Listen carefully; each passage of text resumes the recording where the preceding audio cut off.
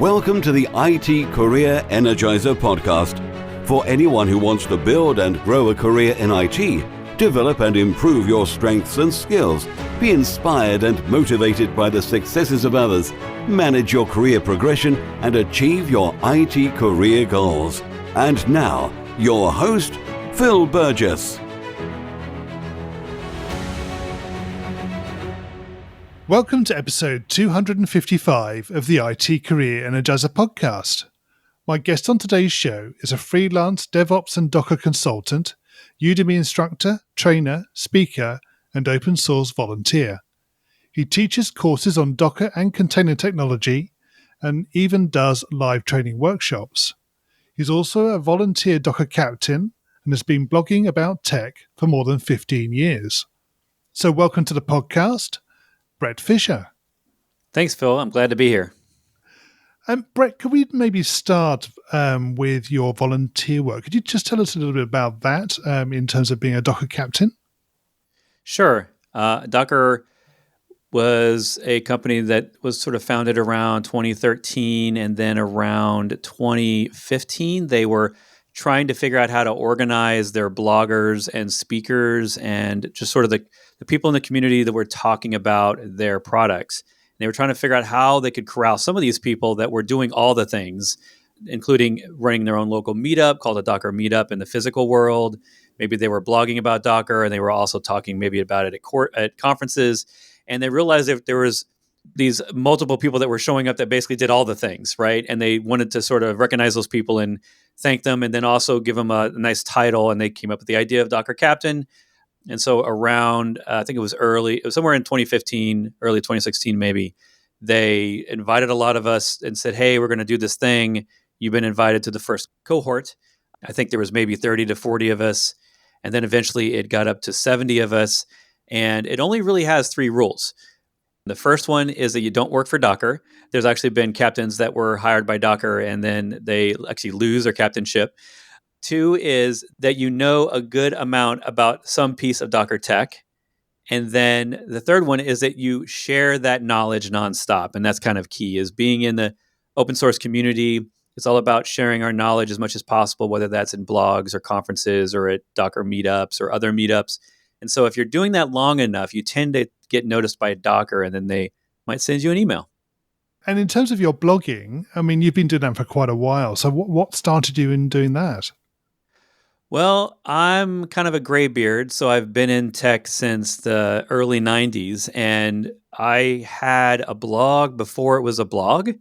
And we didn't have that word back in the late 90s. It was just a website where you might put a diary, and I kind of started doing that in the late 90s on an old website that I still have called Fishbrains, since my last name's Fisher.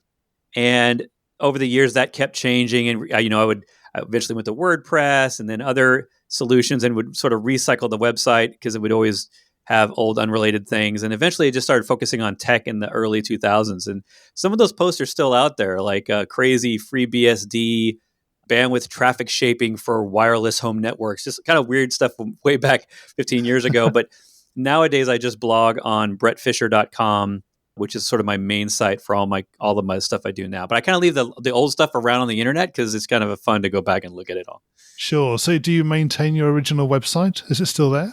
Yeah, it's technically running on Ghost. Actually, all of my blogging sites that I have run on Ghost blog, which is a Ghost engine. It's a Node.js blogging engine that's kind of like WordPress. And if you go in the Wayback Machine, which if you've been around tech, or if you kind of want to go and look in the history of the internet, if you just go check out the Wayback Machine, you can always look up some website like Google or something, or Yahoo, and you can see what it looked like in 1998 or something. And yes. I always go back to my old websites just to see what they look like. And of course they looked ridiculous, but it's a good trip down memory lane. It is. It's a very useful little tool, that, isn't it? Yeah. Right. Bret, can you share with us a career tip, one that the audience may not be aware of and perhaps should be? Sure. I think something that I only recently, after doing this 25 plus years, I only recently in the last couple of years understood the concept called strong opinions weakly held, which basically means that you have the attitude of you basically take your hypothesis. Let's say you have a hypothesis in tech. Maybe you believe that everyone should use, SSD storage in their servers, right? So this is a strong opinion you have about the way you should design your systems or something. This is an example. But your weakly held opinions. So at the same time that you're passionate about that idea, that you want to convince your employer, your teammates that these are all the right things to use, and it creates good debate and it allows you to move things forward because you seem like you have a lot of knowledge around this topic and you're really passionate about it.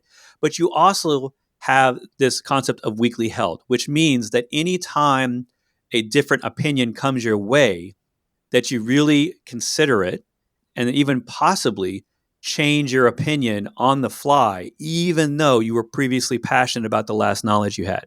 And so you can look at this up online. There's tons of documentation and stories and articles about it. I don't remember who was first attributed to it.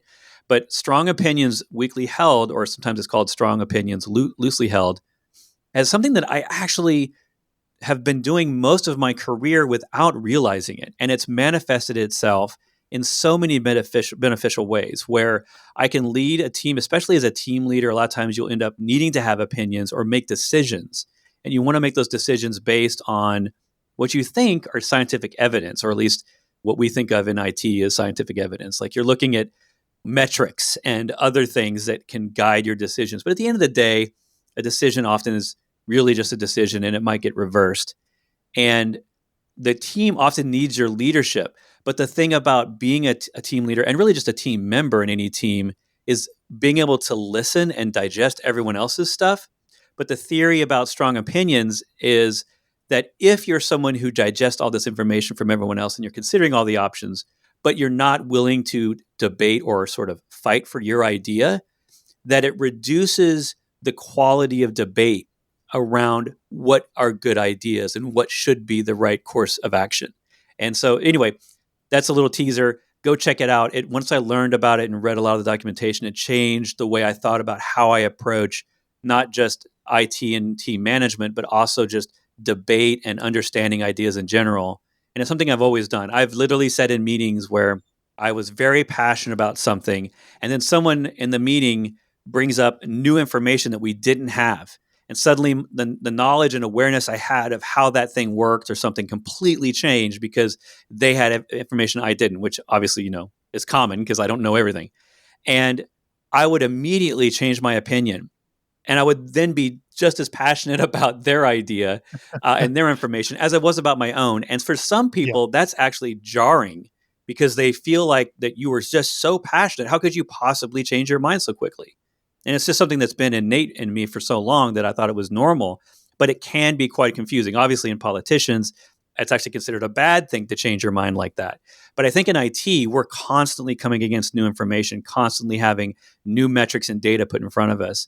And having that both strong opinions and holding them weakly and potentially changing them often is both very valuable together. Yeah.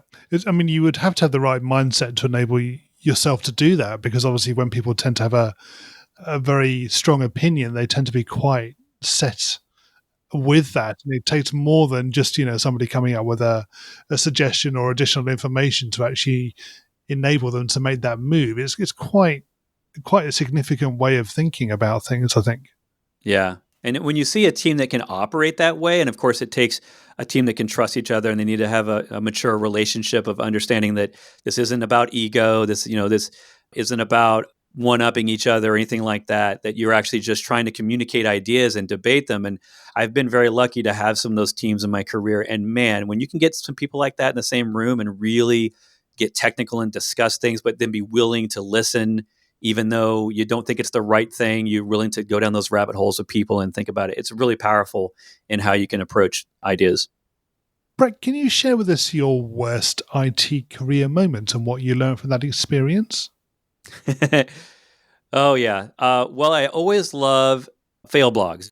If you've ever listened to people talk about their own huge technical failures, that's always something that I think that we should be talking more about in IT. And I love that I think in the last few years, a lot more people are blogging about their failures. A lot more companies are being open about their failures. But that's really in tech. And so I'm going to give you two examples. One is just really about people. And I think kind of related to my strong opinions weakly held. idea is that I always have regret when I possibly didn't communicate well enough in a meeting that people thought I was maybe being too aggressive or too strongly opinionated, and they didn't realize that, hey, I'm glad to change my opinion and I totally value your opinion. And so if I screw up and I'm maybe a little bit too excited about something and I'm not giving them enough time to discuss their own ideas, then I tend to be a little aggressive, right? So, and there's an idea that often our weaknesses are really just overdone strengths. And because I can be passionate about things and I love talking about tech, that passion of mine is the strength, but the weakness is sometimes I'm a little too aggressive and it will seem like I'm maybe overbearing on someone. So a few times in my career over the last 20 years, I can remember specific cases where I really made people upset and it was never my intention.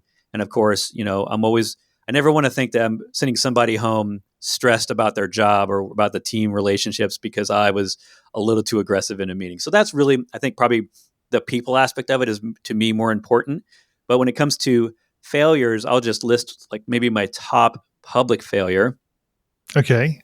So there's a big company that runs a lot of movies and TV shows on the internet that most countries have access to. And they have a blog. Right. And I was lucky enough years ago to be on a project where we were managing their blog. And I was kind of the DevOps engineer at the time. And right around Thanksgiving one year, they happened to hit a big announcement on their blog and they went to number one on Reddit homepage. And unfortunately, I had clicked a box the day before that I shouldn't have clicked. Actually, I think I did not click a box in AWS that I should have. And ultimately, what it meant was that the site didn't auto scale, or a part of the site didn't auto scale. So as soon as they got 10 million hits in an hour, the site went down and it was my fault. And so luckily we had it back up within an hour, but it was all due to the fact that we had not implemented an automated infrastructure deployment process. So we weren't using infrastructure as code yet.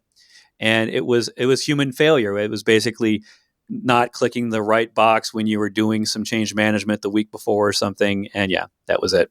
So I took it down. Right. Well, I hope you managed to take away a lesson from that in some way.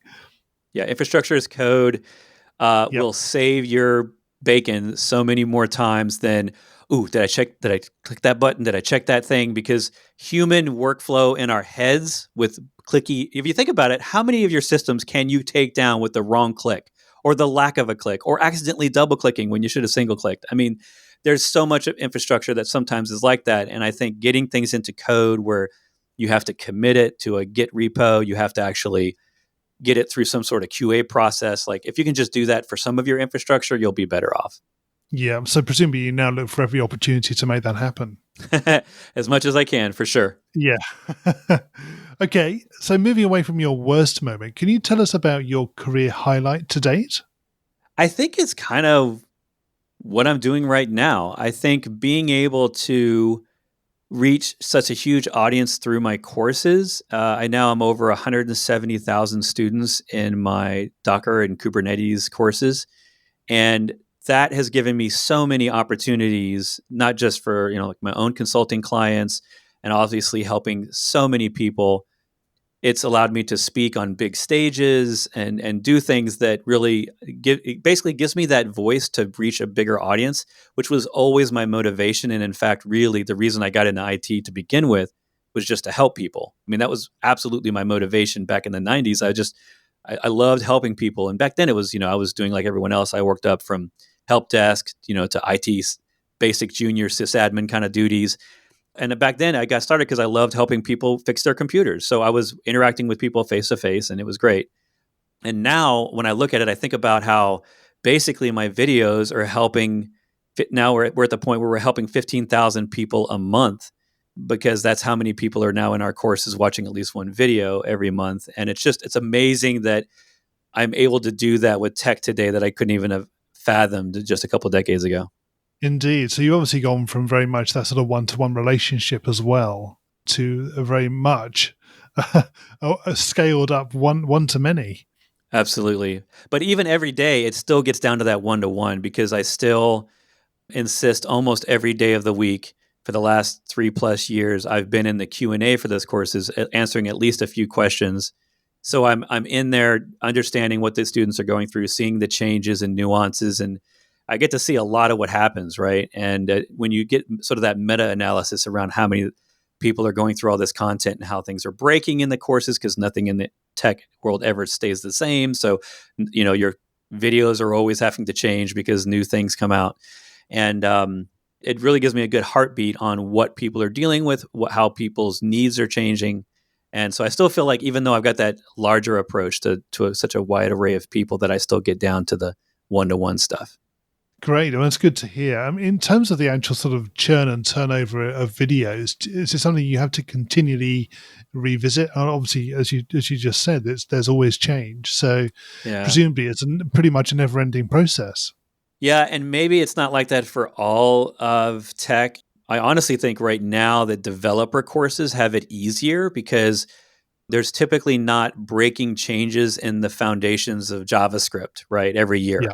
But in sort of the DevOps tooling realm and the sysadmin tooling realm where I live, container tooling has only existed 5 to 7 years. Docker as a project is only 7 years old. So all of the stuff that I teach is so, Kubernetes is such a young project and it's rapidly changing. They come up with 3 major versions a year at least that are breaking changes.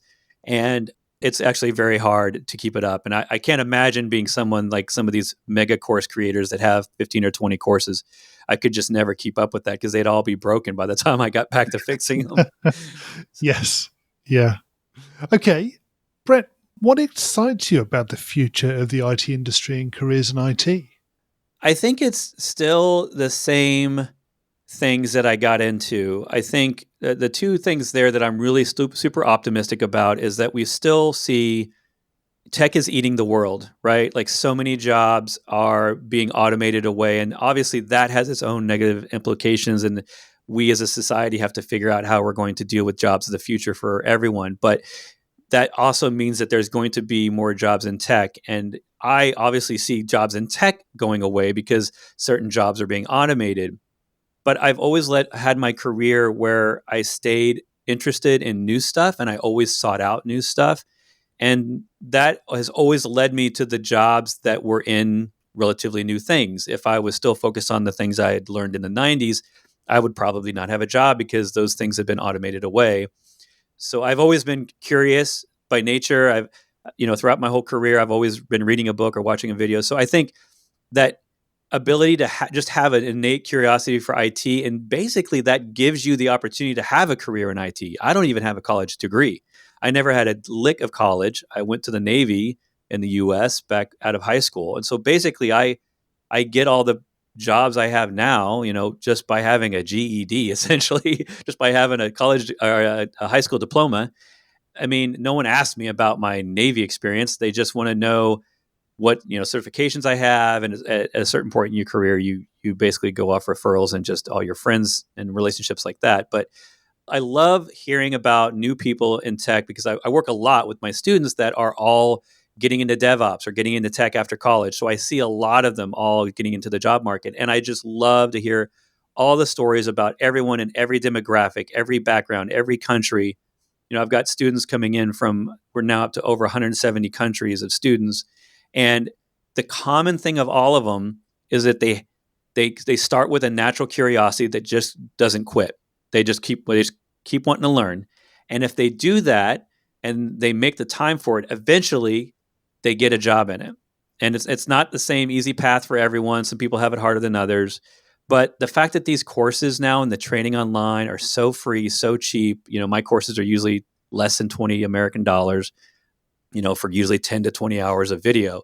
So there's so much content out there that's either free or extremely cheap that I see people I have dozens of stories of people from my students saying, I got a job in DevOps because I took these courses and I took these tests and I went and did this. And I just happened to be a part of their learning, but they went through a year's worth of effort after hours or something. And now they've changed their career. And it's just a great story I keep hearing over and over. And that's what I love about tech. And I'm super optimistic about that in the future too. I mean, that's great to hear. You mentioned demographics as well. I mean, it'd be very interesting to understand from what you see the sort of demographics that your courses reach. Is it very much focused on people in the early career stage, or do you get a real variety? At this point, it's absolutely a variety. You could probably like chunk these into like 10% groups or something, where there's definitely that 10% of they are not in a major Western country, and you can tell they're working on, they're working on a Windows 7 machine, which isn't even under support anymore. And they've got only 4 gig of RAM, and they're sort of struggling to get Docker to work, but they figure it out, or they use a browser-based tool, and they're just passionate because they want to improve maybe they don't have a job in tech, or they're in tech, but they want to get more into DevOps because they hear that's higher paying salaries or maybe more interesting work than what they're currently in. So I definitely get a lot of those. I also get a lot of people that are sort of my age or older that are maybe mid or late career, and they're retooling because their company isn't doing that for them, and they realize that they're going to pigeonhole themselves into a situation where they're not going to be able to be marketable in a new job in case their company decides to, lay them off or something. So they realize they've got to jump back on it. And then I also see another segment of students that are doing it simply because their job is like, we're changing and you better change with us. So we're going to provide you the training. So not only the demographics, it's the drivers behind the reasons for doing the courses as well that vary. Yeah, absolutely. And they come from all backgrounds. I mean, even when I look at operating systems, there's Mac, there's Linux, there's Windows, there's people that take my courses on Android. So those demographics affect people, right? Like if you look at country breakdowns, the US is much higher in MacBooks, for example. And a lot of courses nowadays are very Mac-centric, or the examples, including some of mine, are Mac-centric. But when you look at the demographics, for example, a vast majority of the world is using Windows. Yes. And so it's fantastic. I still love looking at the data because it just, the languages preference. I mean, I never knew that so many people in tech online taking courses, at least mine, top 5 languages includes Portuguese, which I would have never guessed as a major language, but Brazil and Portugal obviously are 2 of them. And, I wouldn't have figured that as a top 5, but Germany is a top 5. So it's always interesting to see where everybody's coming from and what they're doing. And a platform like Udemy, which is the platform that I do all my courses on, they're heads and shoulders in terms of the quantity and the spread of, I think they're in 190 some countries now, which is basically every country in the world. They even have opportunities in smaller countries where people have a hard time getting credit cards and stuff like that. They actually have different payment mechanisms. So it's really nice to be there because it isn't just something that only serves the English speaking Western world that has credit cards and debit cards and stuff like that. It's pretty nice. Yeah. Good. Okay. Bret, we're going to go into the reveal round now. We're going to find out a little bit more about you and the way you think. You ready for this? Sure. So what first attracted you to a career in IT? The Navy recruiter told me, what do I like to do? I said computers. And she says, okay, we have jobs in computers. Would you like one? And I said, yes. And it was that straightforward. That's right. The accident that changed my life. Yeah. What is the best career advice you've ever received? Basically, share everything you can. Be a fountain of knowledge, essentially, to your team and to others. Yeah. What is the worst career advice you've ever received? Go get a college degree. Right. It doesn't always work, no. Yeah, I guess maybe to expand on that, go get a college degree to get your promotion. Right. Yeah. If you were to begin your career again in today's world, what would you do? Well, assuming that I had the awareness of the internet now and understood the diversity of training and learning out there, I would largely do what I did, which was a kind of a bootstraps, learning from the ground up. Only back when I did it, I learned it with books in Barnes and Noble by just reading the TCP/IP Unleashed book because I couldn't afford to buy it for $50. So I had to read it cover to cover, like 700 pages. But nowadays, I'd say start as soon as you can and just learn YouTube, learn all these other websites that have free courses, and then dabble in it. See if you can't go find your church or your community rec center or something around you and go make some websites for them and just learn the web first. Like learn HTML and CSS. I learned that in the 90s, and it has always been that foundational skill that I came back to no matter what languages I was working in or what I was doing in tech. What career objectives are you currently focusing on? I think the word of the day for me is GitOps, which is essentially taking the idea of DevOps, automation, and infrastructure as code and metrics and implementing that in a way where you're using the Git change tracking system, essentially, using that tool, something like GitHub or Bitbucket, as a way to manage the change and control the change of your DevOps and your operations. And so if you just kind of Google GitOps, you'll see a lot of great explanations. It's a pretty new concept the last 2 or 3 years, but essentially it's using Git repos for your operations and your infrastructure the same way you use it for your code. What's the number one non-technical skill that has helped you in your career so far? Being comfortable standing up in front of a group of people that are either strangers or my peers and just talking about something that I know a lot or a little about. Obviously, that's something that takes practice, and you have to do it, I suppose, really to gain that confidence to do it. For sure. Yeah, I mean, I started out, if I think back and I look back at like, how did I get to the point where I was standing in front of 1,000 people talking on a stage in a keynote or something, right? It started when I was in a team of 5 people, and we would start doing lunch and learns where once or twice a week, somebody would get up in front of the 5 people and we'd all have lunch and someone would share what they learned recently through a book or through a video or something. And I started doing that. And it was hard at first, right? Because I would prep for hours because I was nervous that my coworkers would think I was dumb. But at the end of the day, they'd never do that. I mean, usually that's never the issue. But of course, even today, I'm still just as insecure, I think, a little bit about what I'm saying in public and when I'm on the stage with. But obviously, I'm way more practiced, right? Obviously, having done it probably hundreds of times. What do you do to keep your own career energized?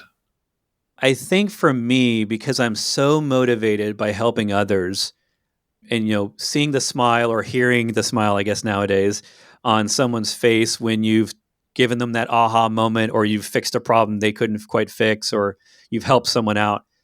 Whenever I find that I'm maybe burdened with too much learning and too much conceptual, I go find some real world problem that a friend of mine has or even just a family member that's in tech, right?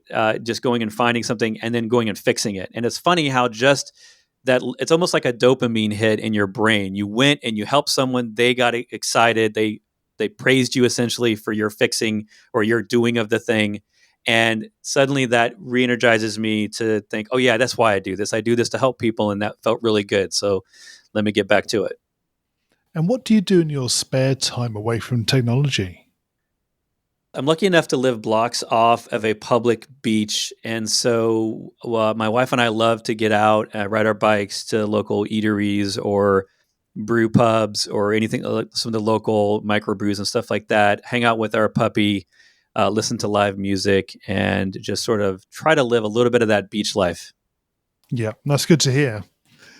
And Bret, can you share a parting piece of career advice with the IT Career Energizer audience?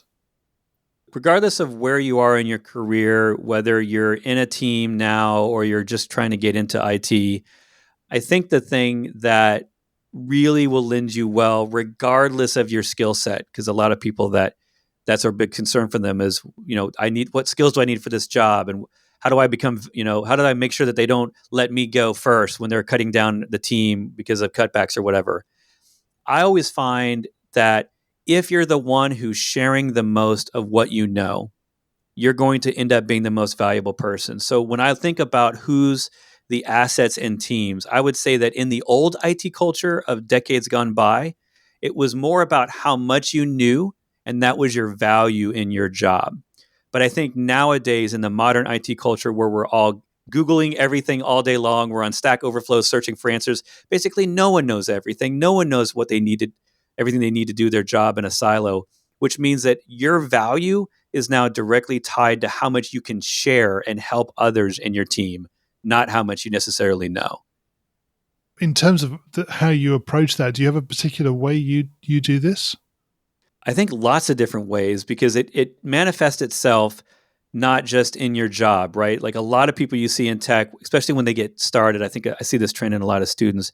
They want to go start a blog to share what they're learning. And that's great, because even if no one else is really reading your blog, because obviously there's probably a million new blogs a day, it gets you practiced around how to describe in simpler words and terms, because that skill of being able to describe tech, that's what served me my whole career, is being able to tell other people, and not just technical people, but other people in the different areas of tech, describing infrastructure things to a manager who doesn't deal with infrastructure has always been a very valuable thing. And it's helped me, get promotions. And that's how you become team leaders, is being able to communicate effectively. And a lot of that is being able to empathize and communicate with others on their level and how they would understand it without being condescending or the whole quote, the IT guy sort of attitude where you might have that. So I think that the more you share, the more you're going to be better at it. And that might just mean trying to be a little bit more aggressive in meetings and not waiting to be called upon, but maybe sharing your ideas without being asked, or maybe trying to set up a lunch and learn with your team where you pick the top, or someone picks the topic, and maybe you're sharing once a month. So I think a lot of different ways to do that. And you can kind of decide on your own whether you're comfortable typing away on a blog at home, or maybe you go to some place like Stack Overflow and you pick one thing that you are interested in, and you go and you start to try to answer questions. And it's amazing how if you just do that for 15 minutes a day, and you just make that a part of your job, right? Like even if you're not allowed to do it at work, just do it 15 minutes when you get home from work. Just sit down, look at a couple of questions, maybe try to answer one if you're lucky. And if you do that for a few months, it'll be amazing how much you have learned just by understanding other people's problems and how to help them. Yeah, and that's great advice. It sounds like it's a real combination of being a little bit proactive, but also putting some commitment into it. Yeah. Yep. And finally, what's the best way we can find out more about you and connect with you? Well, I'm kind of all over the internet. You can probably just search Docker Bret Fisher with one T in Bret and then Fisher. But my website's where you can find everything that I'm doing. That's bretfisher.com, BRETFISHER.com. Bret, thank you so much for joining me on the podcast today. It's been great chatting with you. Thanks so much, Phil. It's been great being on your show. And hopefully we'll talk to each other again. Hi, Phil here again. Well, I hope you enjoyed my conversation with today's guest. You can find full show notes on the website at itcareerenergizer.com/e and the number of the episode you've been listening to. If you haven't already subscribed to the show, please make sure that you do so that you get episodes automatically downloaded to your device every Monday. Thanks for listening and have a great week. Thanks for listening to the IT Career Energizer podcast. To find out more about building a successful career in IT, visit itcareerenergizer.com.